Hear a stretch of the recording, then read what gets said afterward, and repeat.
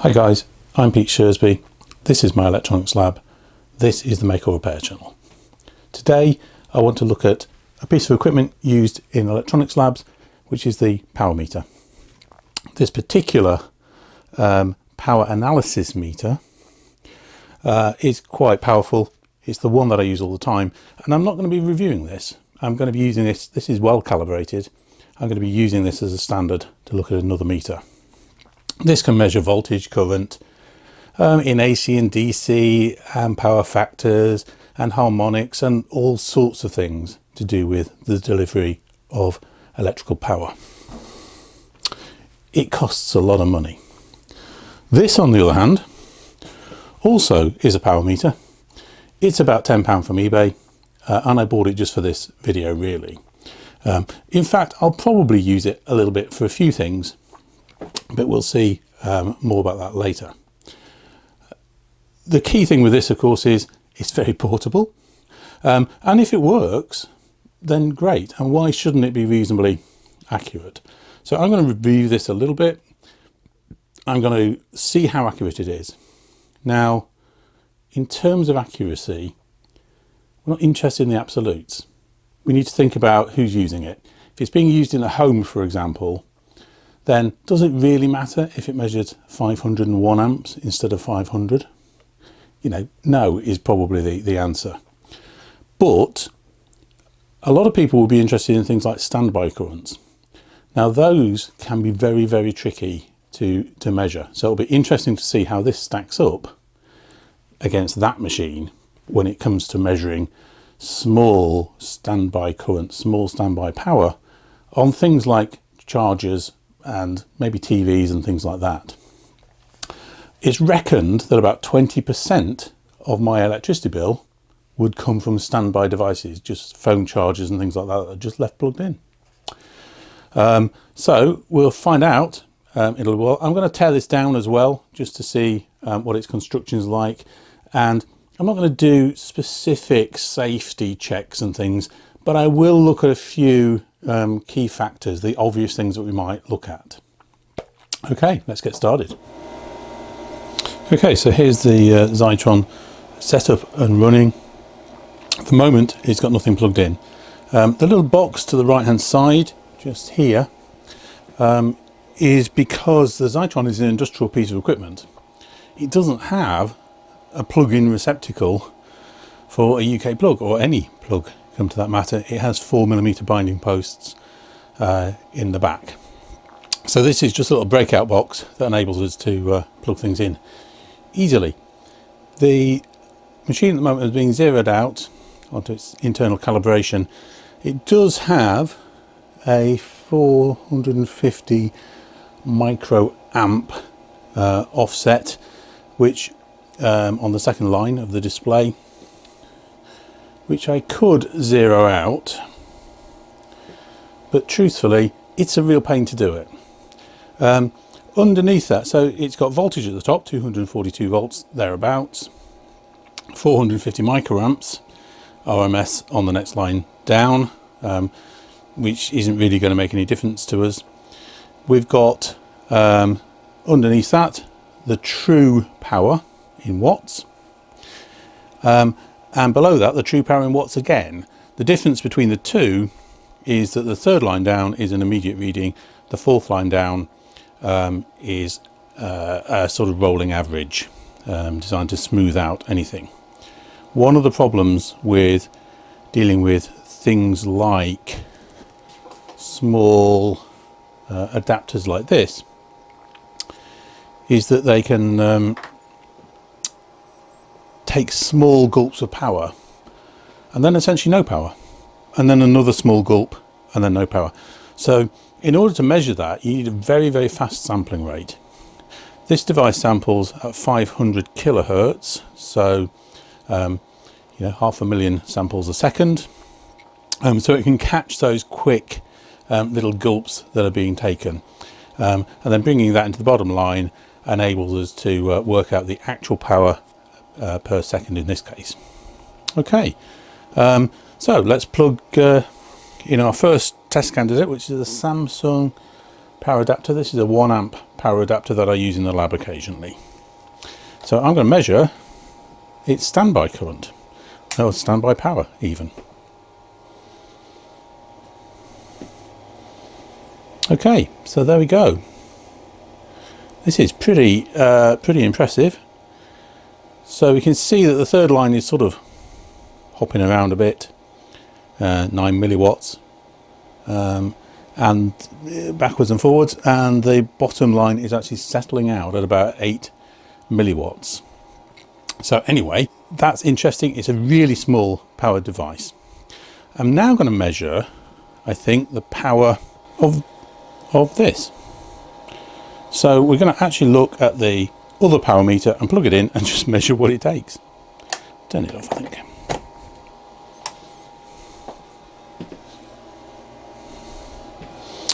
Okay, so you wouldn't want to leave that plugged in all day. So that's taking 500 odd milliwatts. Let's just zoom out so we can just sort of see what's going on a bit more the way.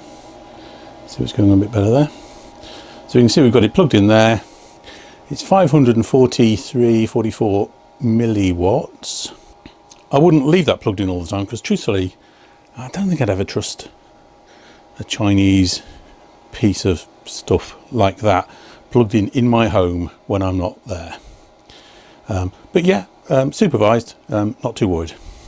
Now I'm going to ignore what's on the main meter now for a second. I'm going to try and plug in the small meter and measure the same thing again that I just measured a moment ago. So just as a reminder, we measured this at 7 milliwatts, thereabouts. I'm sorry about the fan noise. Unfortunately, the meter over here is a bit on the noisy side, but there we go, 7 milliwatts. Okay, so hopefully you can see that. I'm having to hand hold this and shine quite a lot of light on it in order to be able to read it. So we started off on the voltage setting. We've got our little adapter plugged in, 244.3 volts.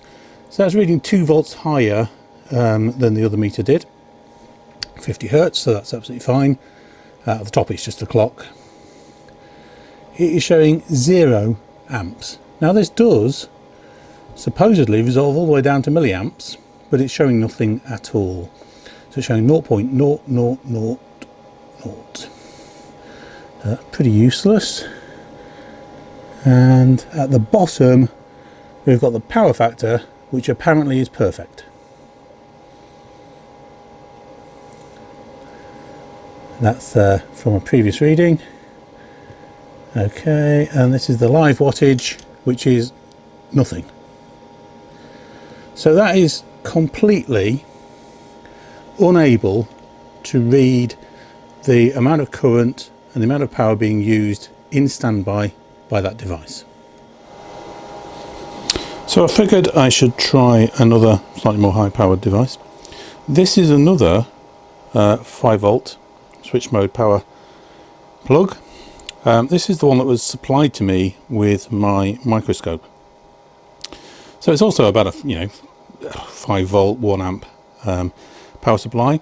It is not connected to the microscope at the moment, so it's in standby.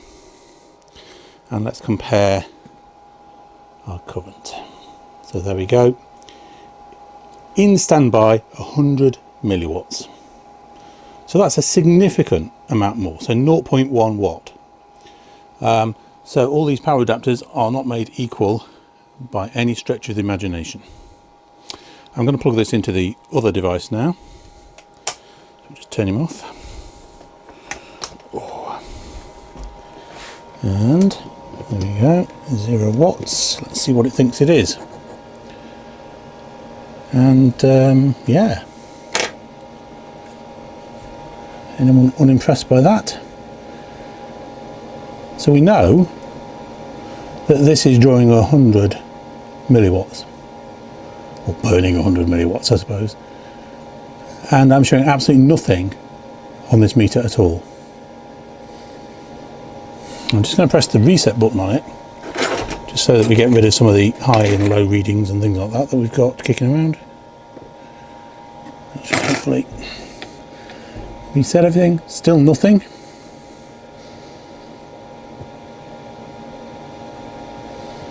$244 still, 0 amps. And again, this reads down supposedly to the milliamps. I've got nothing coming out of that at all. Completely useless. Let's try a bigger load. So back here, I've got my desk magnifier. I think that this is about a 20 watt device. It is actually illuminating that device at the moment. Let's go over here and unplug up, bring it round, and first of all we will plug it into the big tester. Okay, let's have a look.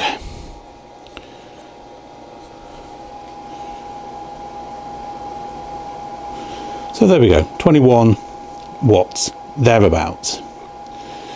It's a 20 watt device, that's kind of what you'd expect then, fine. Let's try it in the other one. Let's hope we get a reading this time.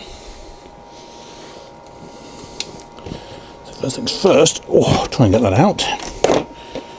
Fair grip. We'll push this one in. Go to the right setting. Yeah, and there it is, 21.5 watts. So that's not too bad. 21.4, okay. Yeah. So happy with that. Not going to worry too much about the fact that, you know, it's a decimal to out, who cares.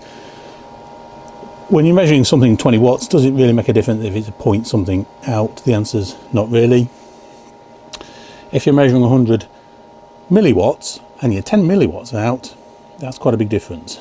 But, you know, there we go. So that works, it seems, with a reasonably large load. So first up, taking a little look at it, its build appears quite good. The plastic, I'm not really convinced about. It's I can squeeze it in just a little bit, but it's not bad. I'm quite pleased with the socket itself. In the UK, there's a requirement to have a blanking plate here, so you can't get in the live and neutral, and a little shutter that opens and closes, so that's fine. And I can see the earth down there. I'll just do a basic continuity test on that. Oh, okay, let me just null that out. Try that again. Okay, 0.01. That's fine. Okay, and I know that the stuff works through the other way. I'll perhaps plug it into the pat tester in a short while just to see if that illuminates things a bit more. But let's tear it apart.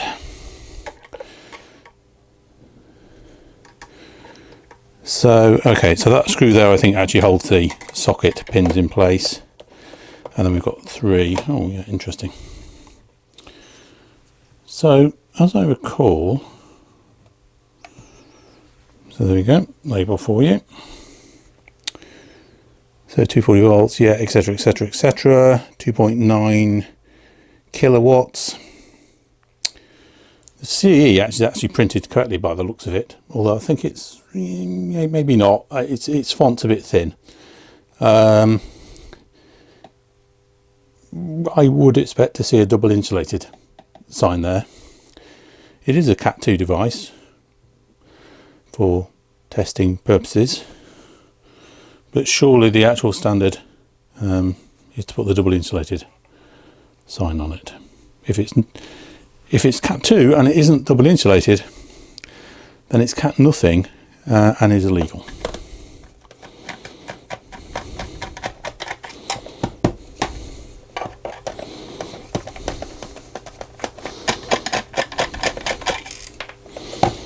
Okay, well these are just threaded into plastic obviously, and really at £10 you would expect nothing else.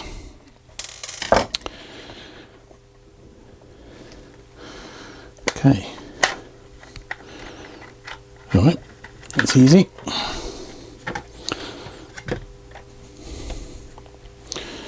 Okay, there we go. Let me just angle that a bit better. So we've got a simple sort of mechanical pass through for the mains power here. Over here we've got a circuit board. Oh, actually, interesting. Yeah, I thought for a second that circuit board just had kind of a couple of little, there's a current shunt over here. Get a pointer. There's a current shunt. I thought it wasn't really doing much. There's a little battery here, the X2 capacitor here, and a couple of capacitors, which aren't looking anything special. But what gives it away is there's a crystal right there. On this side, all I can see so far is a crystal sitting on the back here. Looking at the writing on the board, we've clearly got some data transfer. We've got STA and things like that along here. It's a little awkward, to be honest, because I'm looking in the display finder on the camera. So yeah, it's quite hard to read some of these things through there. But I think we get the gist. I'm just taking a quick look, if I can get in there with the camera, at the live and the neutral.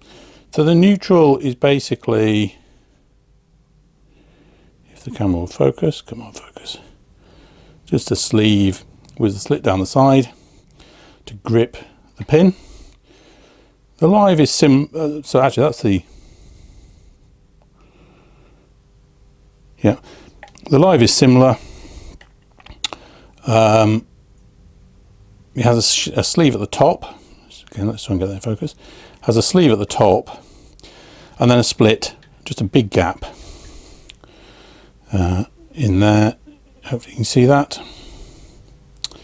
So a large gap before the pin, and this current shunt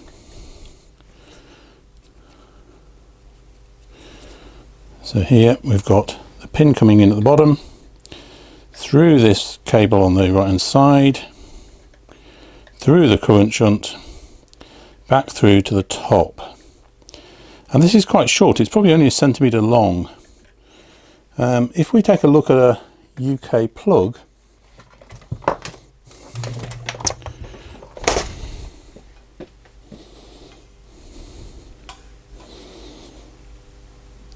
so we can see UK plug has a uninsulated earth at the tip. Oops, try and get the right one. At the tip. And then a sleeved live. Move my fingers out of the way, it might focus better. A sleeved live and a sleeved neutral. There's also some constraints on it, like there must be 9.5 millimeters from this pin to the surround. Obviously it must be fused and that sort of stuff. So I'm kind of wondering whether this live connection will make good connection with this plug, given that there's such a big gap. This is right up at the top. So what I'm going to do is I'm going to put this on so that we're forcing the kind of actual gap that exists in the device when it's plugged in. I'm going to plug it in.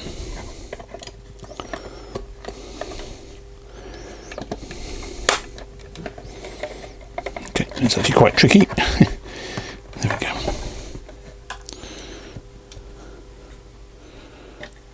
Okay, well, okay, so it's actually fine.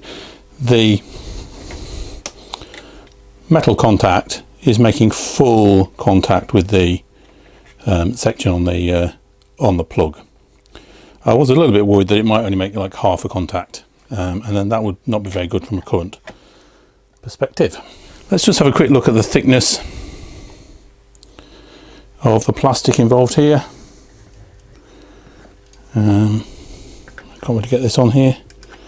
Okay, oops, try that again. So it is 1.96 millimeters thick. It's not hugely thick. It's not a bad plastic. I really do suspect though that in the UK we wouldn't be very happy with that, it's probably quite a flammable plastic and giving off quite a lot of fumes. I'm not going to set fire to it to find out. So I'm going to start by taking out this first board.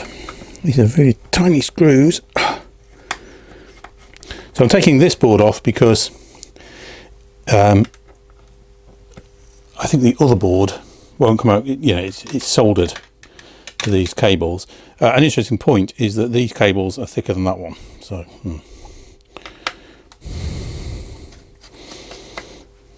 given that they have the same current flowing through them, that seems a bit strange. This one's a little bit stuck in the glue.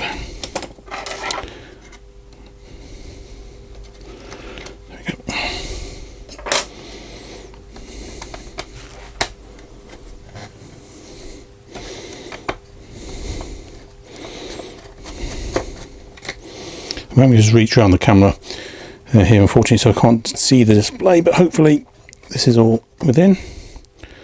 So we've literally just got a little ribbon cable coming over and a crystal. Okay.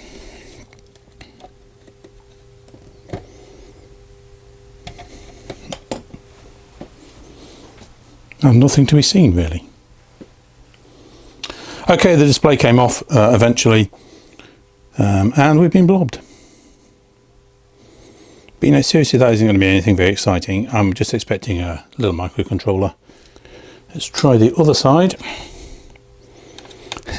Okay, so one screw out of two isn't bad.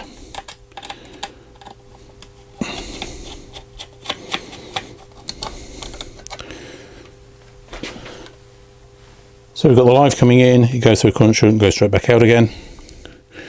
We've got the neutral here, we've got a resistor down here, fairly big wattage. So, yeah, okay. Let's see if we can lever this forward. Ah, this is better. There we go. Okay, rather than holding this, I'm going to go away and shoot a decent still of that, and then we'll go to the computer and talk about it. See what's going on there. So we've got the board up on the screen. This is the best photo I managed to get of it. I was just using a quick camera to snap this. Okay, so there's not a huge amount on here. I'm not going to spend too long on it. We've got the live coming in down here. Hopefully I'm going to draw something that we can see. Yeah, so the live coming in down here. Actually the other way around, it's coming in here and out of this one through the current shunt just here. Over here we've got a couple of sense lines coming back and across to the device here. This is a BL6523GX and that's just going to be some sort of power analysis chip. The only other chip on the, well, there's two chips on the board. There's one here, which is an Atmel 24C02N. That's just memory. And over here, there's a little regulator. You can't really read that on this picture. I had to look at it on a microscope. It is a 5-volt regulator, nothing special at all. In terms of spacing, there's a little cut just here. There's a bit of space around the live and the neutral, but it quickly evaporates because this is live just here, and we've got no spacing by the time we get over near the IC. And you know, same on this one really. There's a tiny bit of spacing, but it's lost by bridging just here with this resistor. You know, that's pretty close. There's not much space there. This is the neutral connection up here. And we've got 1, 2, 3, 4, 5 204s. So what's that, a meg in total? And again, we've got that little bridging trick. This 204 from the neutral is bridging over the live. I think I've seen better. Okay, so anyway, the live and the neutral end up here. with these diodes. So we've just got a little rectifier. There's a Zener Diode just here, and then we're feeding that into this voltage regulator just here. So if you recall, on the other side of the board there was a big resistor here, so that's in the neutral running through here. So we've just basically got a simple Zener diode and resistor dropper, which is why this is taking 500 milliwatts just to power this tiny circuit. The active components on here are probably, you know, maybe a milliwatt, 2 milliwatts, if that. A very bad waste of power. Okay, what else do we need to say about that? Well, up here, so just here is that X2 capacitor.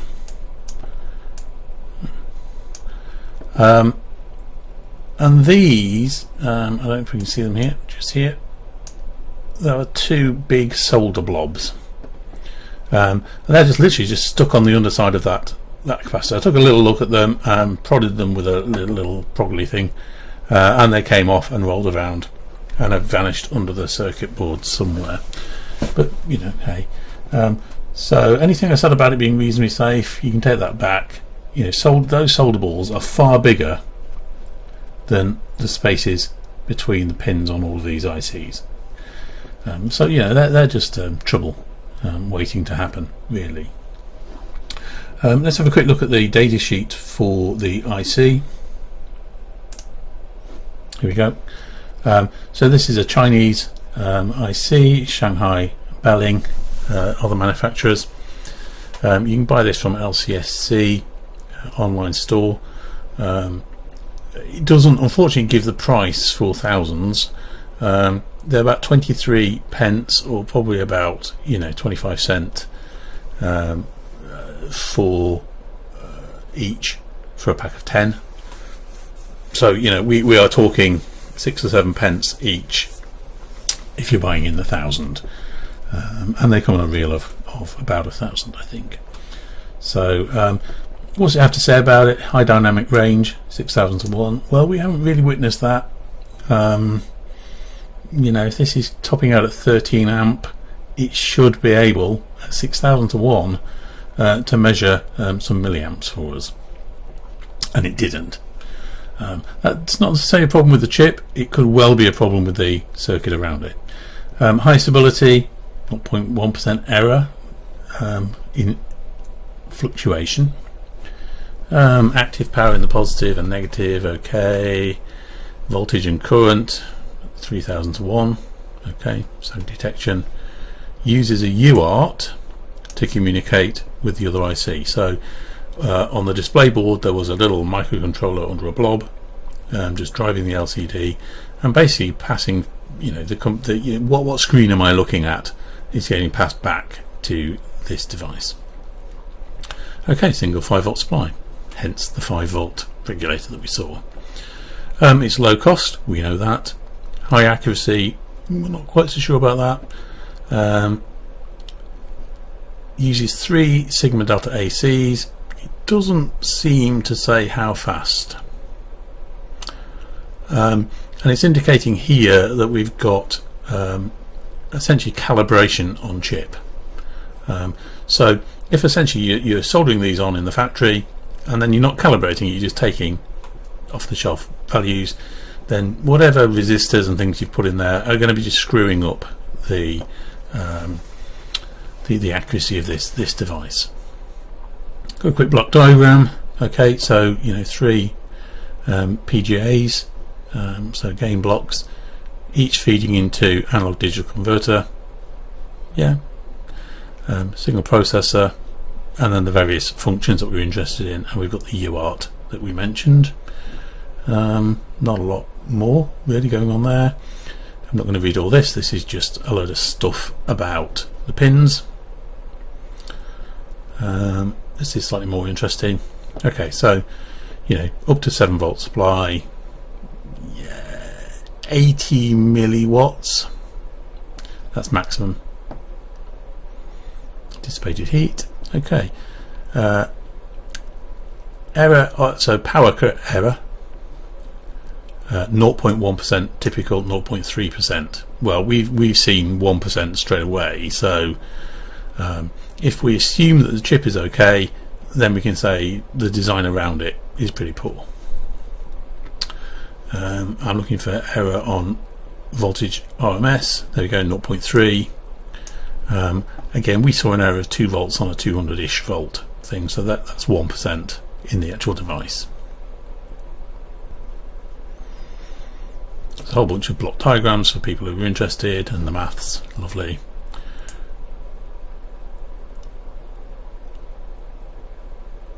And I'm just having a quick look through to see if there is a sample diagram. And there is not. Mainly this is just all the different types of programming that's available. So, you know, it's obviously a very intelligent device. Okay, so I think that's about it. So what can we say about these low-cost power devices? I think we can say they're okay-ish. Wouldn't leave them plugged in unattended. Some of these things are a bit iffy, but at reasonable currents they measure power reasonably well. You know, if you've got a 20 watt 50 watt device, then yeah, these will measure that. What the point is of that, I'm not quite sure. In a domestic setting, certainly, you know, just look at the label on it. Why do you want to measure the current of something up there? You either want to use it and you switch it on and you use it and it takes whatever current and power it takes, and then you turn it off, or it's something that sits there on standby and this device is incapable of measuring that standby for you. Will I be using this in the lab? You know, if I want to measure how much current my computer uses or something, maybe. It's quick and easy, plug it in, job done. But for anything serious, if I'm designing a piece of electronic equipment, no, I won't be using it. You know, I actually want to know what that standby current is and things like that. So I hope you enjoyed this video. Please remember, press the like button, press the subscribe button, and I'll see you next time. Take care.